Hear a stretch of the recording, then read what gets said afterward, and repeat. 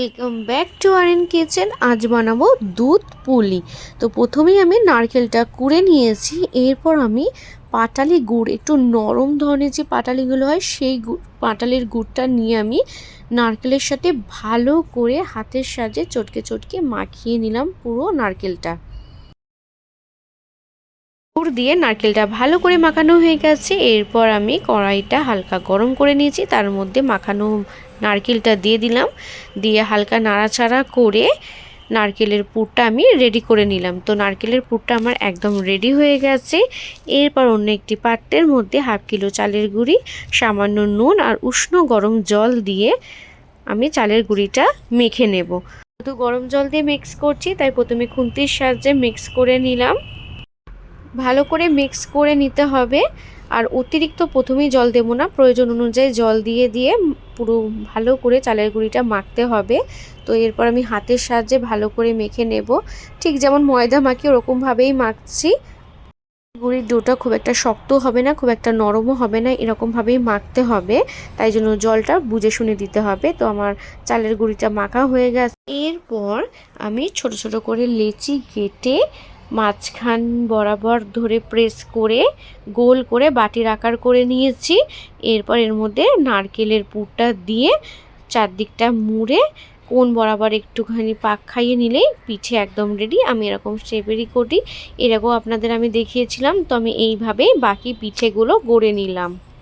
চালের গুঁড়িটা যদি সঠিক পরিমাণ জল দিয়ে একদম ঠিকঠাকভাবে মাখা হয় তাহলে কিন্তু যখন দুধ পুলিতে দুধের সাথে ফুটবে পিঠেগুলো তখন একটাও ভেঙে যাবে না, আর ঠান্ডা হয়ে গেলেও শক্ত হয়ে যাবে না। তাই জন্য চালের গুঁড়ির এই ডোটা কিন্তু ঠিকঠাকভাবে মাখতে হবে। খুব একটা নরমও হবে না, খুব একটা শক্ত হবে না। নরম হয়ে গেলে কিন্তু পিঠেগুলো গড়া একদমই যাবে না। পিঠেগুলো আমি সব কটা তৈরি করে নিয়েছি। এরপর আমি পিঠেটা দুধের মধ্যে সেদ্ধ করব। তো আমি দুধটা অলরেডি জাল দিতে বসিয়ে দিয়েছিলাম। এখানে 2 লিটার দুধ আছে, তো দুধটা অলরেডি 1 ফুট হয়ে গেছে। এরপর একটু মিক্স করে দেওয়ার পর এই গড়ে রাখা পিঠেগুলো এর মধ্যে আমি এক এক করে দিয়ে দিলাম। পিঠেগুলো এক এক করেই আমি আস্তে আস্তে করে সব কটা পিঠে ছেড়ে দিলাম, দিয়ে হালকা করে মিক্স করে দিলাম। 5 থেকে 7 মিনিট মতো পিঠেটা ফোটার পর আমি দিয়ে দিলাম এই গুড়টা। এখানে 300 গ্রাম মতো গুড় আছে, সেই গুড়টাই আমি দিয়ে দিলাম। প্রথমে আমি 250 গ্রাম মতো দিয়েছি, পরে যদি লাগে তাহলে আমি আরেকটু দেব। তো সেই গুড়টা আমি দিয়ে দিলাম।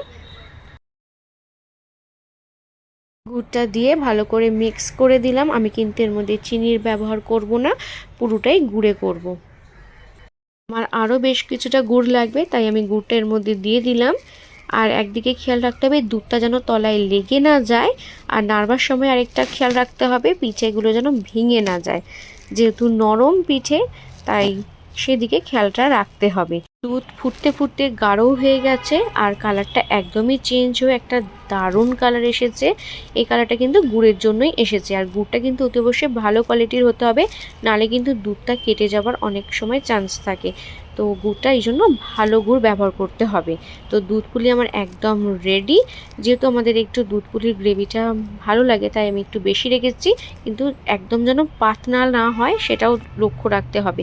একটু গাঢ় গাঢ় হবে, কিন্তু একটু যেন দুধ পুলির এটাও গ্রেভিটাও থাকে। তো দুধ পুলি তো আমার একদম রেডি। আমি প্লেটের মধ্যে সার্ভ করছি।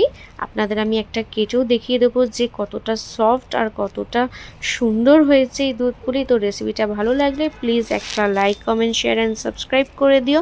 পাশে থাকা বেল আইকনটি প্রেস করে দিও সমস্ত রকমের আপডেট ও নোটিফিকেশান পাওয়ার জন্য। আজকের মতো এখানেই টাটা, বাই বাই। দেখা হচ্ছে নতুন আর এক রেসিপি নিয়ে খুব তাড়াতাড়ি।